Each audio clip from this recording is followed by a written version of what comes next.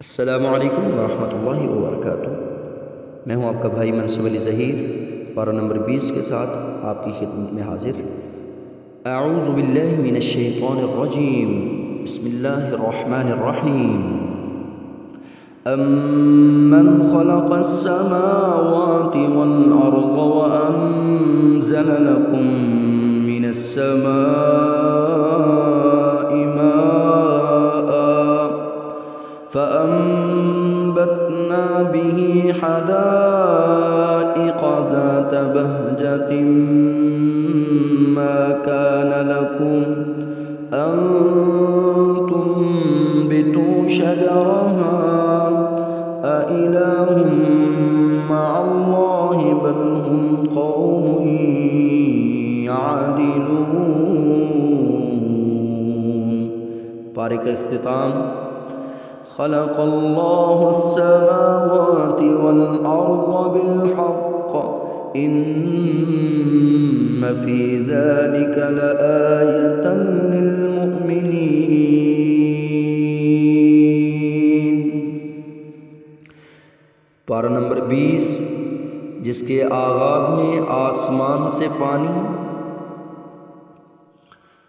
پھر بیچ سے کونپل سے پودا، پھر تن آور درخت، پھلوں سے لدے درختوں کے باغات بنانے والی ذات کا تذکرہ۔ اختتام پہ زمین آسماں کو پیدا کرنے والی ذات کا تذکرہ میرے اور آپ کے لیے پیغام رکھتا ہے کہ زمین آسماں کی تخلیق میں شروع سے لے کر آخر تک جو غور کرتے جاؤ گے ان کا خالق کون ہے، بالآخر زبان سے یہی نکلے گا اللہ۔ ان کا مالک کون ہے، زبان سے یہی نکلے گا اللہ۔ ان کا رازق کون ہے، زبان سے یہی نکلے گا اللہ۔ آئیے دیکھیے اس بارے میں کتنے خوبصورت انداز سے توحید کے اس سبق کو دل و جان میں اتارنے کے لیے بیان کیا گیا، کس قدر خوبصورتی سے واضح کیا گیا کہ توحید کا رنگ یہ ہوا کرتا ہے۔ توحید سکھلانے کا انداز دیکھیے، سوالیہ پیرائے میں توحید کا سبق سکھلایا۔ 20 سے زائد سوال اللہ رب العزت نے کیے۔ قل هو اللہ احد اللہ الصمد، توحید کے سمندر کو ایک کوزے میں بند کر دیا کہ اللہ کے علاوہ کوئی اور نہیں ہے جو زمین کو قرار بخشنے والی، نہریں جاری کرنے والی، پہاڑ پیدا کرنے والی، دو سمندروں کے درمیان رکاوٹ پیدا کرنے والی، اور زمین سے اناج پیدا کرنے والی، آسمان سے بارش برسانے والی، اور ہرے بھرے بارونق باغات اگانے والی۔ ان باغات کے درختوں کو تم ہرگز نہیں اگا سکتے سوائے اس ذات کے جس کو اللہ کہا جاتا ہے۔ سامعین حضرات، میرے اور آپ کے لیے توحید کا پہلا سبق ہمیں اللہ رب العزت نے سکھلایا۔ سورہ النمل آیت نمبر 61 میں اس کا ذکر ہے کہ امن جعل الارض قرارا وجعل خلالها انہارا وجعل لها رواسي وجعل بين البحرين حاجزا۔ دوسرا سبق سکھلایا، کسی لاچار، مجبور، مقہور، مضطر کی دعا سننے والی، اس کی تکلیف کو دور کرنے والی اگر کوئی ذات ہے تو اللہ کی ذات ہے۔ وہ کون سی ذات ہے؟ یہ سبق دیا، بچے کی زبان سے بھی نکلے، بوڑھے کی زبان سے بھی نکلے، جوان کی زبان سے نکلے، مسلم کی زبان سے نکلے کہ اللہ کی ذات ہے۔ دکھیاں دیاں دعاواں منظور کر دگونے، دکھیاں دے دکھ دور کر دگونے۔ سورہ نمل آیت نمبر 62 میں اس کا ذکر۔ امن یجیب المضطر اذا دعاہ ویکشف السوء، جتنی مرضی بے قراری، بے سکونی، قلق ہو، وہ سکون دینے والی ذات ہے۔ وہ تو سکون دینے پہ آئے تو سیدنا ابراہیم خلیل اللہ کو آگ سے بچا لیتا ہے، بچا کر سکون دے دیتا ہے۔ وہ سکون دینے پہ آئے تو سیدنا یونس علیہ السلام کی پکار سن کر مچھلی کے پیٹ میں اس کو سکون بے قرار کو قرار دے دیتا ہے۔ سیدنا زکریا علیہ السلام کو اولاد کی بشارت دے کر سکون دے دیتا ہے۔ بیمار لاچار کو اللہ رب العزت اس کی دعا اور فریاد سن کر اس کو سکون دے دیتا ہے۔ تو سبق ملا، دکھ تکالیف دور کرنے والی اگر کوئی ذات ہے تو اللہ کی ذات ہے۔ تیسرے نمبر پر اس پارے سے خشکی اور تری کے اندھیروں میں راہ دکھانے والی اگر کوئی ذات ہے تو وہ اللہ کی ذات ہے۔ النمل آیت نمبر 63 میں اس کا ذکر ہے۔ موت کے بعد دوبارہ زندگی دینے والی، آسمان سے زمین سے رزق مہیا کرنے والی اگر کوئی ذات ہے تو اللہ کی ذات ہے۔ دنیا میں سب کو نوازنے والی ذات ہے تو صرف اللہ کی ذات ہے۔ یہ پانچواں سبق دیا۔ وَإِنَّ رَبَّكَ لَذُو فَضْلٍ عَلَى النَّاسِ وَلَكِنَّ أَكْثَرَهُمْ لَا يَشْكُرُونَ۔ موسیٰ علیہ السلام کے لیے مدین میں رہنے کے لیے انتظام کرنے والی ذات تو اللہ کی ذات۔ سورہ قصص آیت نمبر 28 میں اس کا ذکر آپ نے سنا۔ قَالَ ذَلِكَ بَيْنِي وَبَيْنَكَ أَيَّمَا الْأَجَلَيْنِ قَضَيْتُ فَلَا عُدْوَانَ عَلَيَّ وَاللَّهُ عَلَى مَا نَقُولُ وَكِيلٌ۔ فرعون کو پانی میں غرق کرنے والی اگر کوئی ذات ہے اس کی طغیانی کی وجہ سے تو اللہ کی ذات ہے۔ سورہ قصص آیت نمبر 39 میں اس کا ذکر وَاسْتَكْبَرَ هُوَ وَجُنُودُهُ فِي الْأَرْضِ، اس نے اور اس کے لشکروں نے ناحق طریقے پر ملک میں تکبر کیا۔ وَظَنُّوا أَنَّهُمْ إِلَيْنَا، اور سمجھ لیا، گمان کر لیا کہ ہماری طرف وہ ہماری جانب لوٹایا نہ جائے گا، تو اللہ رب العزت نے اس کو غرق کر دیا۔ سورہ قصص میں آغاز سورہ سے لے کر آیت نمبر 48 تک کس تفصیل سے اللہ ذوالجلال نے بیان کیا، توحید کا سبق بیان کیا۔ جس سال فرعون بچے ذبح کرتا تھا اسی سال سیدنا موسیٰ کو پیدا کرنے والی سیدنا موسیٰ کی والدہ کے دل میں پانی میں بہا دینے والی، بات ڈالنے والی ذات، صندوق میں بند سیدنا موسیٰ علیہ السلام کو پانی کی لہروں سے فرعون کے محل میں پہنچانے والی ذات، فرعون کے گھر میں کی سیدنا موسیٰ کو پروان چڑھانے والی ذات، سیدنا موسیٰ کو نبی بنا کر ان کی والدہ کے پاس لوٹانے والی ذات، یہ اختصار کے ساتھ کون ہے؟ اللہ ذوالجلال کی ذات ہے۔ ہدایت سے نوازنے والی ذات تو اللہ کی ذات۔ انک لا تہدی من احببت ولکن اللہ یہدی من یشاء، آپ جسے چاہیں ہدایت نہیں کر سکتے بلکہ اللہ تعالیٰ ہی جسے چاہے ہدایت کرتا ہے۔ ہدایت والوں سے وہی خوب آگاہ ہے۔ دلوں میں چھپے راز، جذبات تک جاننے والی ذات اللہ کی ذات۔ وَرَبُّكَ يَعْلَمُ مَا تُكِنُّ صُدُورُهُمْ وَمَا يُعْلِنُونَ، یہ تمہارے سوال کا حل بھی ہے کہ دلوں کے راز کون جانتا ہے، تو سوال کا جواب وہ جانتا ہے۔ وَمَا يُعْلِنُونَ، سورہ قصص آیت نمبر 69 میں اس کا ذکر۔ اللہ ذوالجلال رات کے اندھیرے کے ساتھ دن کو بھی اندھیرے میں بدل دے تو بتائیں وہ کون سی ذات ہے جو اللہ کے علاوہ تمہارے لیے روشنی کا اہتمام کرے؟ اگر وہ ذوالجلال والاکرام کی ذات دن کی روشنی کے ساتھ رات کے اندھیرے کو بھی روشنی میں بدل دے تو بتائیں اللہ ذوالجلال کے علاوہ کون سی وہ ذات ہے جو آپ کے لیے رات کی تاریکی کا اہتمام کرے؟